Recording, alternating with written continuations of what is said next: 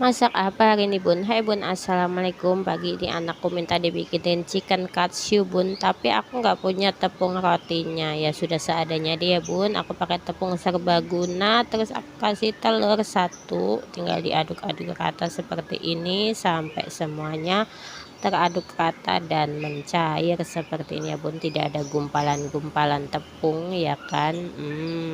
Kalau sudah seperti ini tinggal kita balurkan ayamnya. Tadi aku beli filet paha 2.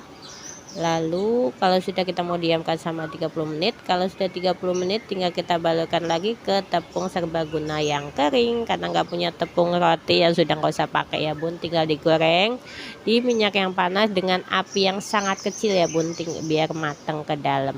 Seperti ini penampakannya setelah digoreng, dan tinggal kita potong-potong. Masya Allah, walaupun nggak ada tepung rotinya ternyata enak bun, dan anakku suka. Enak mah, Masya Allah. Terima kasih sudah menonton videoku.